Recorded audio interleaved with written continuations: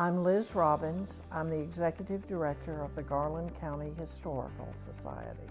The Society was formed in 1960 with the mission of collecting, preserving, and telling the story of Garland County history.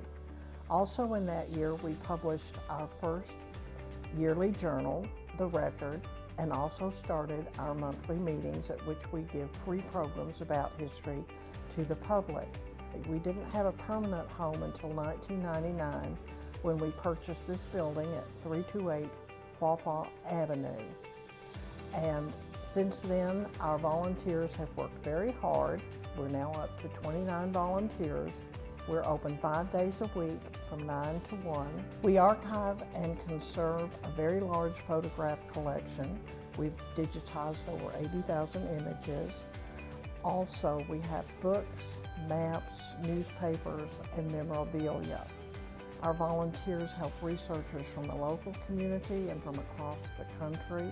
We also make local history available to the public through our monthly program meetings, through our Facebook page, which is very popular, our website, and the many, many programs we give free of charge to civic groups and school groups, other groups, and many other activities. In 2009, the Sentinel-Record asked me to write a monthly column about local history, and we did that until 2016. It was very popular, and people have often asked to see some of those again. The history features are interesting, and also we're able to illustrate them with wonderful photographs from our collections. So I'm very glad that people will be able to see those again online. The topics are very wide-ranging. They go from interesting people, from our colorful male Leo McLaughlin, to the gangsters who came here. There's Al Capone, there's FDR and Teddy Roosevelt and their visits to Hot Springs. Wonderful athletes like Bobby Mitchell, the Hot Springs native who became such a great football player. The baseball players who were here. An incredible variety of native people and also visitors who came to Hot Springs.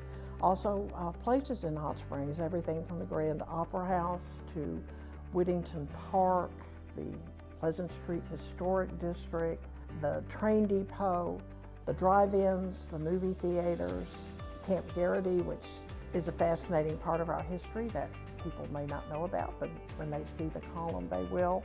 Essex Park, Oaklawn Park, and the list just goes on and on. Also, features of the community. What was the early fire department like and the police department like? Greenway Trail, Hot Springs Creek. How did World War I and World War II affect our community? People in the columns can find out some interesting things like what Elvis and President Eisenhower and Secretariat all had in common, or the one year there was no Arkansas Derby and why, and what was the most famous chicken in Hot Springs. You can just find out all kinds of interesting things. People can support the Historical Society by becoming a member. There are varying levels of dues according to people's incomes.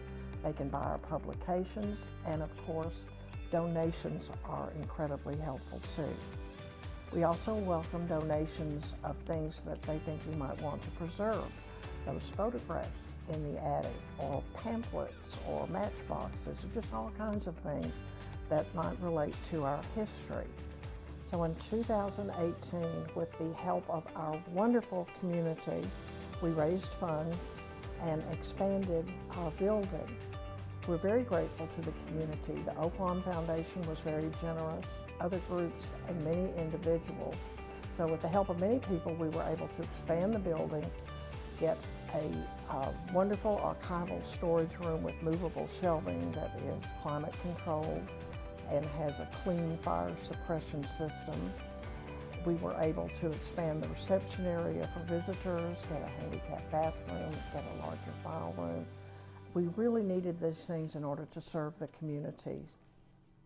No other organization tries to preserve the history of the county in all its aspects, and no other organization provides the services relating to history on the scale that we do.